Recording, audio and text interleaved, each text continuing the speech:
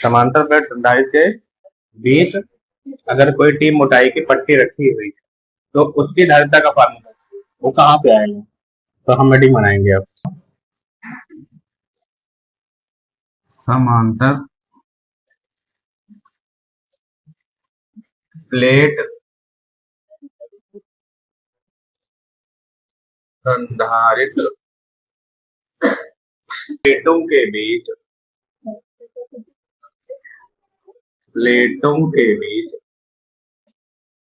समांतर प्लेट संधारित्र के प्लेटों के परावैद्युत पदार्थ की पट्टी परावैद्युत पदार्थ की पट्टी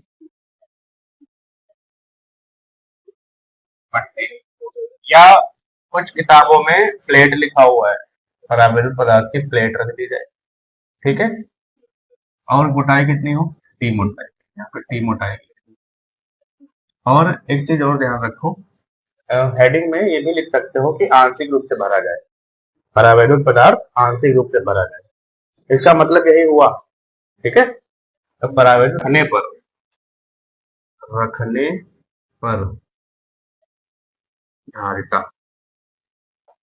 पर धारिता का व्यंजक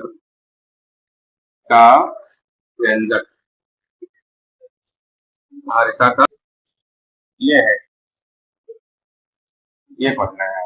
और ये पता है, ये हेडिंग काफी इंपॉर्टेंट है, ये पूछा जाता है एग्जाम में, कई बार एग्जाम में पूछा, इसको वेरी इंपॉर्टेंट। ठीक है, क्योंकि आंसर में भी अगर देखोगे तो आंसर में भी मिलेगा, टेस्ट पेपर में भी कई बार। सबसे पहले हम एक समांतर प्लेट संधारित्र बनाते हैं। ठीक है, और उनके बीच एक पट्टी रखते हैं, यहाँ पे यहाँ बना देते हैं। देखो ध्यान से समझना, पहले समझ लो फिर उतारने का मौका देंगे। ये है दो समांतर प्लेटें, समान मोटाई और समान क्षेत्र। ठीक है, एक प्लेट को हम कह देते हैं एक्स, दूसरे प्लेट को वाई कह देते हैं। आप ए और बी भी ले सकते हैं। ठीक, पहली वाली प्लेट को हमने जोड़ दिया है एक ऐसे सोर्स से जो पॉजिटिव चार्ज है। तो अगर ये पॉजिटिव चार्ज है तो इसके ऊपर भी पॉजिटिव चार्ज आएगा, है ना, ड्यू टू पोटेंशियल एनर्जी का पोटेंशियल डिफरेंस, क्योंकि यहाँ का विभव कम होता है, इसका विभव ज्यादा होगा, तो विभव इसका और इसका जब तक बराबर नहीं होगा तब तक ये चार्ज यहाँ तक मूव करता रहेगा, इसके ऊपर आता रहेगा, है ना। तो इसके ऊपर पॉजिटिव चार्ज आ गया एक्स वाली प्लेट के ऊपर, और ये जो वाई वाली प्लेट है इसको हमने ग्राउंडेड कर दिया, यहाँ से ग्राउंडेड किया ताकि ज्यादा से ज्यादा आवेश इसमें आ सके, है ना। तो ये हो गया नेगेटिव चार्ज, है ना, तो ये नेगेटिव चार्ज। और हम ये देख रहे हैं कि दोनों प्लेटों के बीच की दूरी भी स्मॉल डी है, स्मॉल डी ही मैंने लिया है, इसके पहले वाली हेडिंग में स्मॉल डी लिया था। ठीक, और हम ये भी देख रहे हैं कि इसके बीच में जो पट्टी रखी है वो भी कुछ इस तरीके से है। देखो बोर्ड पे ध्यान रखो सब लोग, ये स्मॉल टी मोटाई की पट्टी है ये। ठीक है, नीचे से थोड़ा सा पतली लग रही है क्या? स्मॉल टी मोटाई की पट्टी है ये, चलो ठीक है बना लेना। और ये हमने इसको ऐसे बना दिया, ये एक कुचालक पट्टी है, या कह लो कि परावैद्युत पदार्थ है, और हर एक परावैद्युत पदार्थ का अपना परावैद्युतांक होता है, या कह लो कि विद्युतशीलता होती है। जैसे वायु निर्वात की एक होती है, ऐसे ही अन्य पदार्थों की भी तो कुछ होगी। तो अगर कुचालक पदार्थ है तो उनकी एक से ज्यादा होगी, लेकिन अगर कोई सुचालक पदार्थ है तो उसकी इनफाइनाइट होती है। ये सब बातें हमने कूलाम के नियम में की थी, याद है। तो यहाँ पे वायु निर्वात नहीं है, यहाँ पे एक कुचालक पदार्थ की पट्टी रखी है। तो चलो मान लेते हैं कि इसका जो परावैद्युतांक है वो है के है, तो यहाँ पे के लिख दिया मैंने, इसका परावैद्युतांक के है, परमिटिविटी जिसको कहते हैं। ठीक है, और ये इसकी जो मोटाई है वो है टी, यहाँ से यहाँ तक डिस्टेंस कितनी है? टी, ये मोटाई है इस पट्टी की। बताओ समझ में आ रहा डायग्राम? ठीक, अब हमको इसकी धारिता निकालनी है, तो धारिता कैसे निकलेगी बताओ? सबसे पहले हमको ये पता होना चाहिए कि इसके ऊपर आवेश कितना है। तो हम मान लेते हैं कि यहाँ इस वाली पट्टी एक्स वाली पट्टी के ऊपर आवेश है प्लस क्यू, कितना आवेश है? प्लस क्यू, और वाई वाली पट्टी पे माइनस क्यू आवेश है। ये पहली बात पता होना चाहिए। दूसरी चीज हमको पता होना कि दोनों प्लेटों के बीच का विभवांतर कितना है ना। क्यों, C equal to Q upon P ही तो होता है धारिता का फार्मूला। ये तो मेन फार्मूला यही तो है। तो हमको दो चीजें पता होनी चाहिए, क्यू और वी। तो क्यू तो हमको साफ साफ दिख रहा है, दिख रहा है नहीं दिख रहा है, लेकिन वी नहीं दिख रहा है हमको। वी हमको निकालना है, कैसे भी करके वी अगर निकाल लें और इस फार्मूले में पुट कर दें तो अब फटाक से निकल जाएगा हमारे, इसकी धारिता निकल जाएगी। तो वी कैसे निकलेगा, तो वी निकालने के लिए पहले हमको एक बात देखनी पड़ेगी कि एक दूसरे के समांतर है ना, अंदर वैद्युत क्षेत्र एक समान होगा। बोलो, अब एक समान वैद्युत क्षेत्र होगा तो उस एक समान वैद्युत क्षेत्र में पट्टी रखी हुई है, तो यहाँ पे भी तो वैद्युत क्षेत्र होगा, लेकिन यहाँ का वैद्युत क्षेत्र, समझ रहे हो, और इस पट्टी के अंदर का वैद्युत क्षेत्र, क्या दोनों एक होंगे? नहीं होंगे, दोनों एक नहीं होंगे। ठीक है, क्योंकि कोई भी पदार्थ जो होता है वो वैद्युत क्षेत्र को प्रभावित करता है कि नहीं? वैद्युत क्षेत्र को प्रभावित करेगा।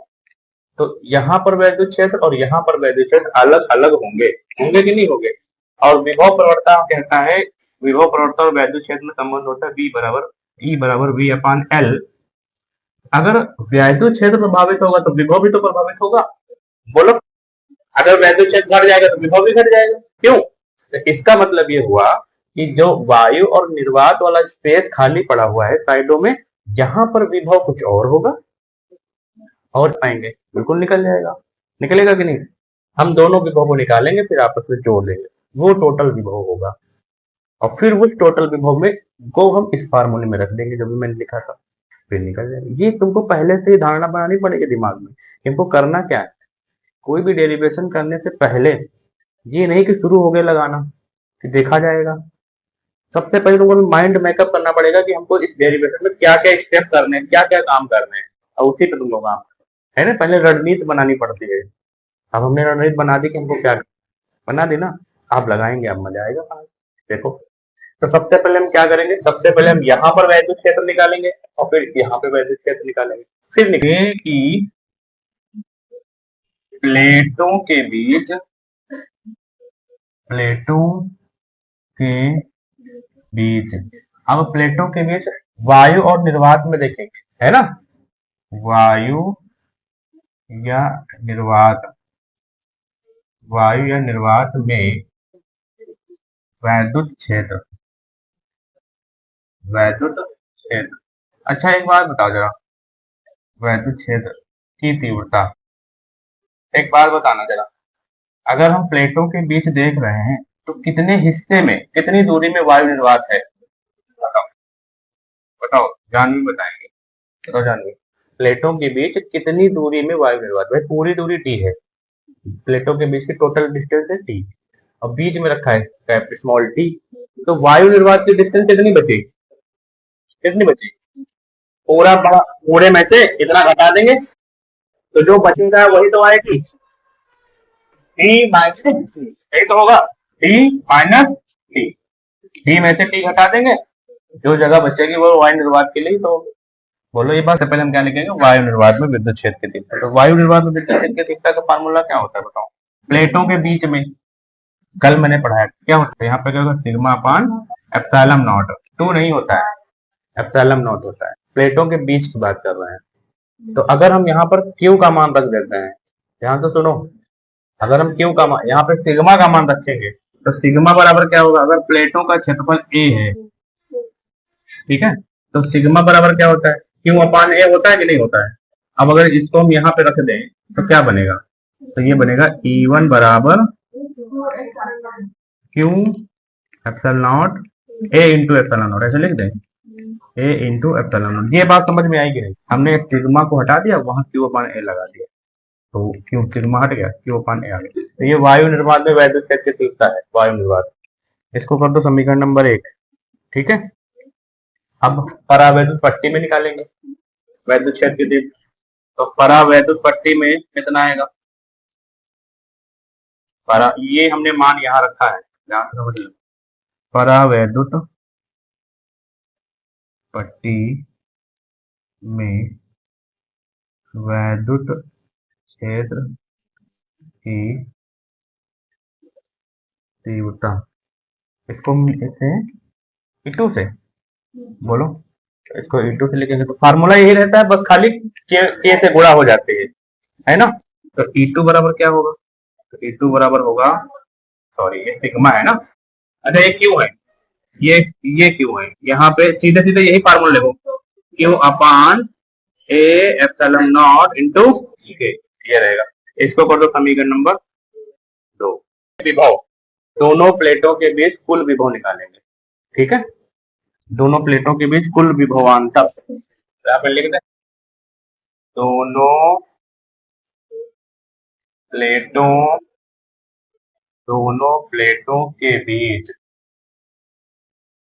कुल विभवांतर, कुल विभवांतर। अगर हमारे पास दूरी है, प्लेटों के बीच की दूरी है कि नहीं, अगर हमारे पास दूरी है और वैद्युत क्षेत्र है तो विभवांतर कैसे निकलता है, E बराबर V अपान L का फार्मूला लगा के, यहाँ से V is equal to E into L से निकालेंगे, क्यों, तो दोनों प्लेटों के बीच विभवांतर ये होगा V बराबर, सबसे पहले वायु निर्वात में विभवांतर निकालेंगे, तो वायु निर्वात में विभवांतर के लिए हमको क्या चाहिए, वायु निर्वात में वैद्युत क्षेत्र की और वायु निर्वात के लिए दूरी, यही तो चाहिए। तो वायु निर्वात के लिए हम क्या लिखेंगे, वैद्युत क्षेत्र की तीव्रता की जगह पे E1, बताओ, देखो वायु निर्वात के लिए तो आया है E1, और वायु निर्वात में बीच की दूरी कितनी, बताओ कितनी है, T माइनस T, यही तो होगा। तो हम ब्रैकेट का एक गुणे में लिखा है ना, तो ब्रैकेट में लिखे T माइनस, यही तो लिखेंगे, अब हम प्लस कर देंगे, ठीक। अब हम परावैद्युत पदार्थ में निकालेंगे, क्या निकालेंगे, ये विभव, अच्छा विभव E गुणे L है, तो परावैद्युत पदार्थ में वैद्युत क्षेत्र की तीव्रता E2 मैंने लिखा हुआ है, ये हो गया E2। अब परावैद्युत पदार्थ के बीच की दूरी कितनी है, T, तो यहाँ पे T लिख दे। ये बात समझ में आई कि नहीं आई, अगर ये समझ गए तो बात समझ में आ गई, समझ लो, तुम लोग बताओ आ गए समझ में, चलो ज्योति ये बात समझ में आ गई, कुल विभवांतर मैंने वायु निर्वात के लिए और अंदर के लिए दोनों के लिए जोड़ दिया इसका इस्तेमाल करके। और अगर मान लो आगे रिवीजन करते समय कोई कंफ्यूजन आता भी है तो हम ब्रैकेट में लिखे रहेंगे, क्योंकि E इज इक्वल टू होता है V अपान T, ठीक है, विभव का वर्ताकार, यहाँ तो समझ जाओगे, इसको देख के जान जाओगे कि कहाँ पे है, ठीक है। अब क्या करें, बोलो अब क्या करें, E1 और E2 के मान रख देंगे, है ना, तो V is equal to E1 E2 के मान रख दिया जाए, चलो समीकरण एक और जैसे मान रख देते हैं, यहाँ पे लिख दो समीकरण समीकरण एक व दो से मान रखने पर, और समीकरण एक और दो से जब मान रखेंगे तो हम क्या प्राप्त करेंगे, हम पाएंगे कि V is equal to E1 का मान है Q upon A epsilon not, यहाँ लिख दिया मैंने Q upon A epsilon not, फिर T minus T plus E2 का मान कितना लिखा हुआ है, Q upon A epsilon not into K, ये तो लिखा हुआ है, तो ये हो जाएगा Q upon A epsilon not into K, बोलो, अच्छा T का मान यहाँ रख देंगे, फिर ये वाला T रख देंगे।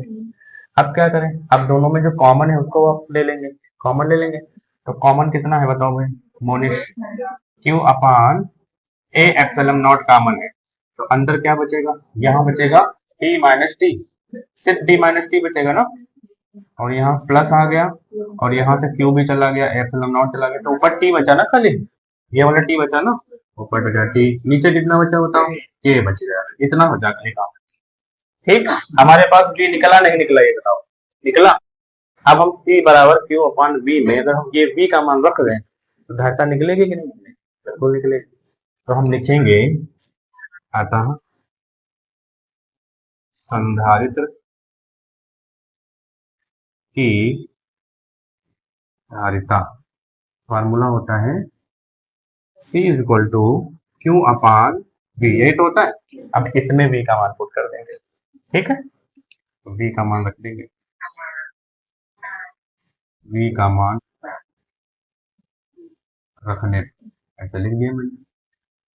अब जब हम इसमें V का मान रखेंगे तो हम इसमें रखेंगे इस फार्मूले में, C इज इक्वल टू आएगा, अब Q ऊपर लिखा हुआ है ऊपर लिख दो, लेकिन जो ये वाली बटे की लाइन है ये तो मेन बटे की लाइन है, ये इसको थोड़ा बड़ा बना दो ताकि कंफ्यूजन नहीं हो, बड़ा बनाओगे तो कंफ्यूजन नहीं होगा, तो छोटा बनाते हो और ये बड़ा सा नीचे आएगा तो कहोगे अब क्या करें, अब कौन ऊपर जाएगा कौन नीचे जाएगा, तो कंफ्यूजन होगा, तो बड़ा बन गया। अब इतने हिस्से को हमको यहाँ लिखना है, तो हम लिखेंगे Q upon A epsilon not और बड़ा ब्रैकेट और D माइनस C और प्लस सी अपान के। अब देखो, अब कौन ऊपर जाएगा?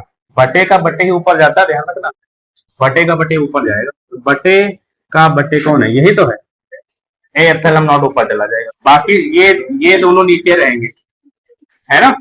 बोलो, क्योंकि ये जो ब्रैकेट वाला लिखा हुआ है ना, ये क्यू के गोड़े में लिखा हुआ है, बटे में तो लिखा नहीं है।